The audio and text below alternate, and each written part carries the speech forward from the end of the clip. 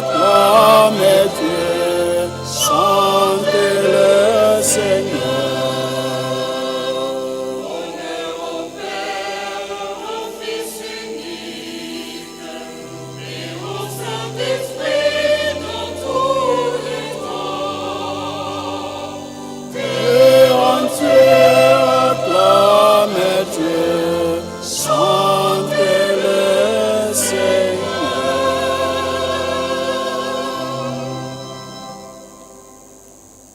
Le Seigneur soit avec vous.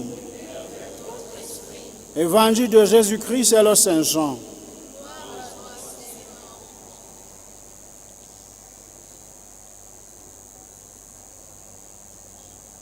À son temps, Jésus disait, « Oui, je vous le dis, et c'est la vérité, le grand blé tombé dans la terre doit mourir, sinon il reste seul. Mais s'il meurt, il donne beaucoup de grains. Celui qui aime sa vie la perdra, mais si quelqu'un aime Dieu plus que sa vie dans ce monde, cette personne gardera sa vie et elle vivra avec Dieu pour toujours. Celui qui veut me servir doit me suivre, et mon serviteur sera là où je suis. Mon Père récompensera celui qui me servira. » Acclamons l'évangile du Seigneur.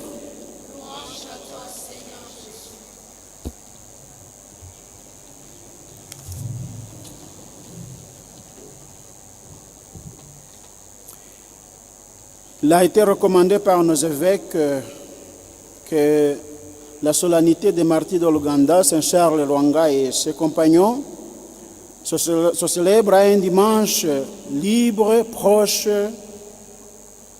du 3 juin de chaque année.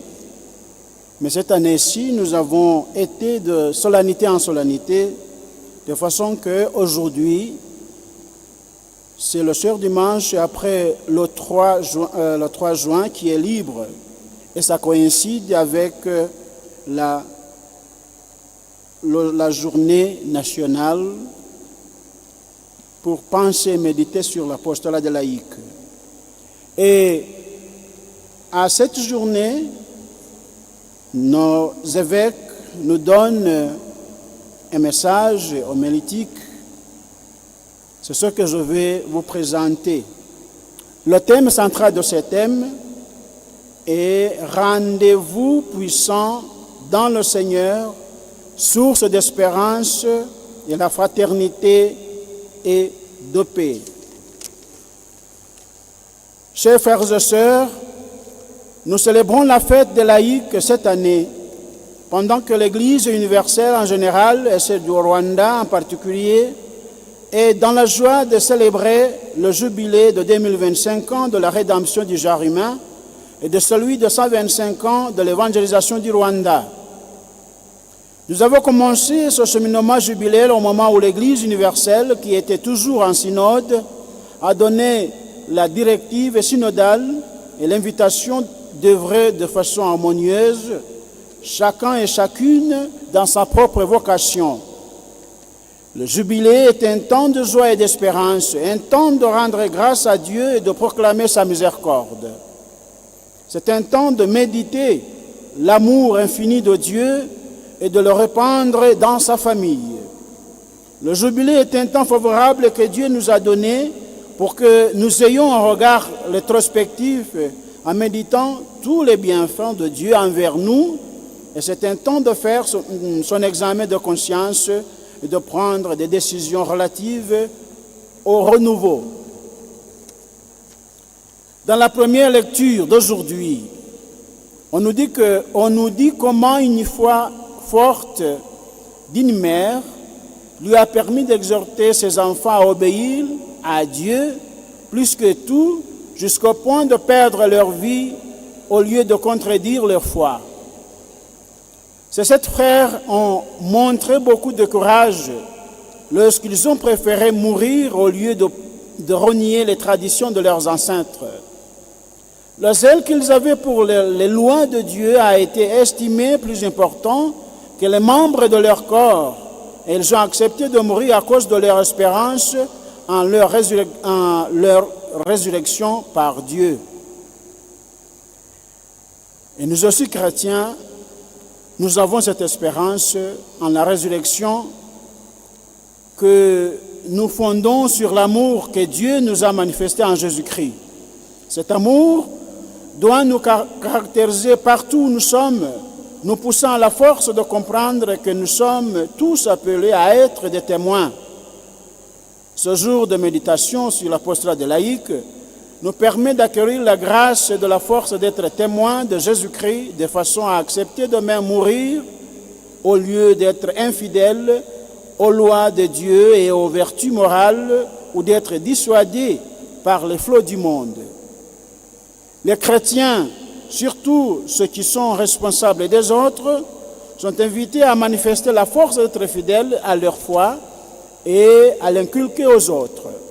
Cela est conforme aux préceptes du Concile Vatican II, là où il exhorte les laïcs à être le sel de la terre et la lumière du monde, dans leurs foyers, dans les communautés ecclésiales de base, dans les associations ou dans d'autres groupes, dans les réunions où ils sont invités, dans leur métier, dans les institutions où ils travaillent et dans celles de direction où ils interviennent et ailleurs. À tous ces échelons, les laïcs sont invités à y annoncer le royaume de Dieu en brillant par l'exemple dans leur existence, et ainsi dans leurs paroles et dans leur agir. Ils s'efforcent de bâtir parmi les hommes le règne d'amour, de fraternité et de paix. À l'heure actuelle, les chrétiens sont confrontés à plusieurs obstacles, parmi lesquels l'incroyance et l'impiété qui progressivement se manifestent différemment ici ou là. À notre époque, nous avons connaissance de ceux qui sont contre Dieu dans leurs mass médias et dans des conférences. D'autre part, il y a un christianisme superficiel. Nous voyons que les chrétiens sont nombreux, mais ceux qui vivent chrétiennement sont peu nombreux. Les baptisés sont nombreux, mais ceux qui vivent chrétiennement sont minoritaires. Au contraire, les chrétiens spectateurs continuent d'augmenter. Il y a ceux qui vivent dans la crainte du lendemain, et cette crainte occasionne leur fréquentation des devins.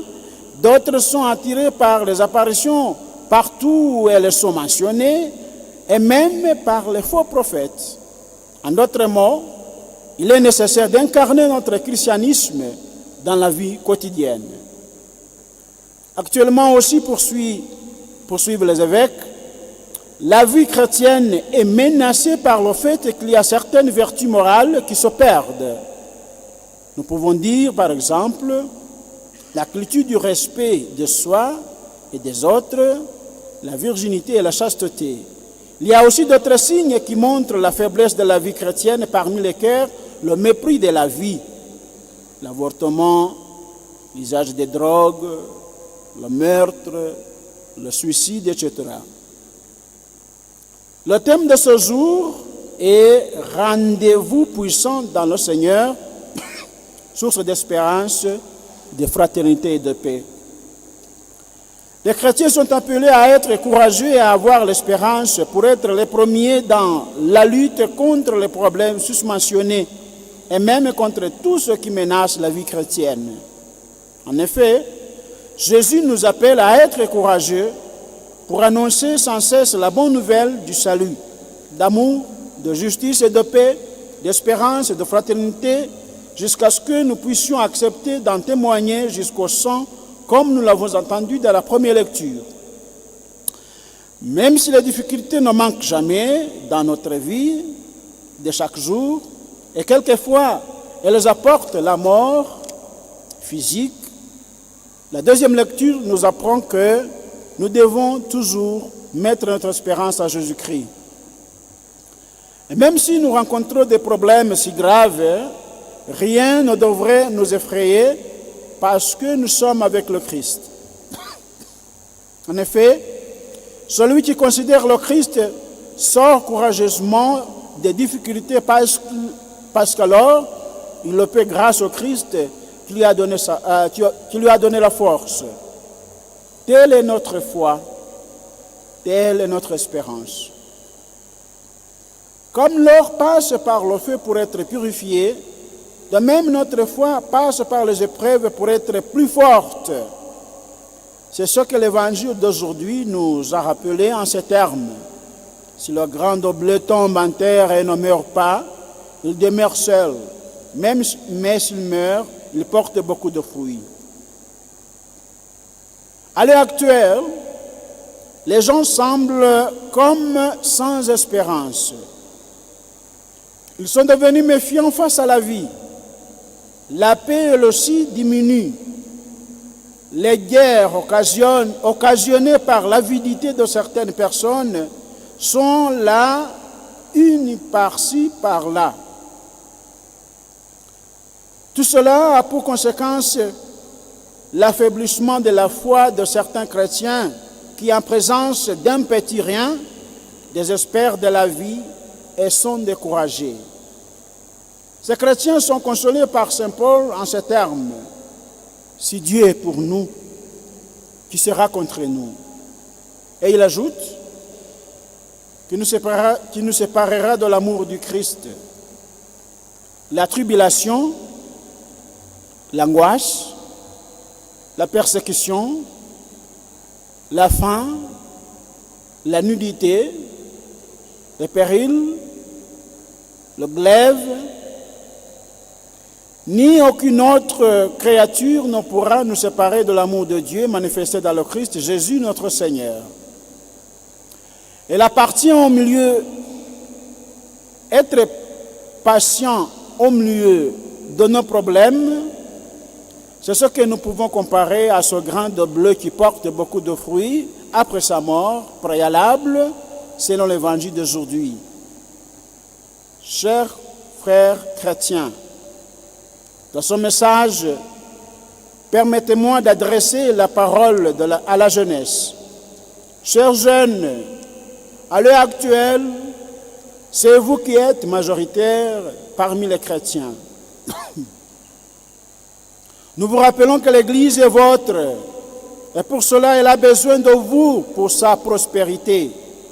Elle a besoin de votre force, de votre dévouement, de votre participation dans l'œuvre d'évangélisation.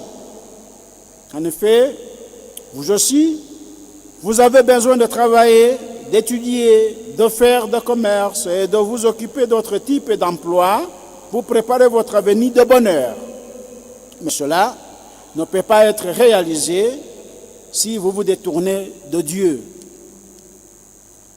Pour les Rwandais, le fruit de bénédiction fleurit sur l'arbre de peine. Le bonheur est précédé par l'effort. Cela veut dire que dans la vie, celui qui a de la valeur mérite d'être recherché. Et pourtant, il y a beaucoup de jeunes qui choisissent de courir derrière les futurités. Et pourtant, il y a beaucoup de jeunes qui choisissent de courir derrière des futilités. Pour mériter un avenir radieux, gardez-vous d'être emportés par le désir des choses de ce monde. Gardez-vous des drogues et évitez de vous embarquer dans les mœurs dissolues d'adultère ou de tricherie sous prétexte de rechercher la richesse à peu de frais. Soyez clairvoyants en toutes choses. Efforcez-vous de prier, de recevoir les sacrements, de vous former dans les Écritures saintes et dans d'autres enseignements de l'Église. Efforcez-vous de participer à la messe, d'être actifs dans les communautés ecclésiales de base, dans le mouvement d'action catholique, dans les chorales, dans les groupes de prière. Que Jésus-Christ soit votre modèle en toutes choses et vous aurez un avenir plein de bonheur. En conclusion, chers frères et sœurs, ce double jubilé qui est nôtre, celui de 2025 ans de notre rédemption par Jésus-Christ, celui de 125 ans de l'évangélisation du Rwanda, sera pour nous l'occasion d'avoir un regard rétrospectif pour nous rendre compte de bonnes œuvres réalisées, et nous continuerons à bâtir l'avenir sur elles pour que, pendant les années prochaines, nous puissions accomplir de plus grandes encore. Le 8 novembre 2025, nous célébrerons le jubilé des laïcs. Ces festivités auront lieu dans le diocèse de Byumba. Nous adressons un appel aux chrétiens laïcs pour qu'ils prennent part à ce jubilé en grand nombre. Chers laïcs, nous vous rappelons que vous avez une place irremplaçable dans l'Église. Vous êtes appelés à être des témoins de l'amour de Dieu qui s'est manifesté en Jésus-Christ, notre Seigneur, dans vos paroles et dans vos actes. Nous vous remercions spécialement de la contribution que vous destinez à la commission chargée de l'apostolat des laïcs au jour de votre fête. Grâce à votre contribution, nous avons pu acheter un terrain à Kibero et nous prévoyons d'y construire un centre d'accueil pour les chrétiens en pèlerinage.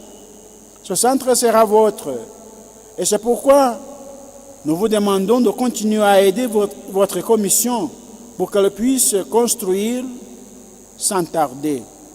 Que la Vierge Marie, notre mère de Kibero, qui nous a manifesté qu'elle est proche de nous et qui nous a même avertis, vous aide en notre cheminement jubilaire pour que nous y tirions de véritables perspectives d'avenir. Fait à Kigali le 3 juin 2025, signé par Monseigneur Papias Musengamana, évêque du diocèse de Byumba et chargé de l'apostolat des laïcs au sein de la conférence épiscopale du Rwanda. Après le message d'un évêque, il n'y a pas un autre mot pour ne pas diluer ce message ou bien de proposer le contraire. Tout en continuant à méditer à ce message dans nos groupes de prière, dans nos communautés de base ecclésiales et partout où nous sommes, nous le portons dans notre cœur et dans notre foi. C'est pourquoi je vous demande de vous lever et proclamer la foi que nous avons en Dieu, qui nous a aimés jusqu'à donner son Fils qui est mort pour nous.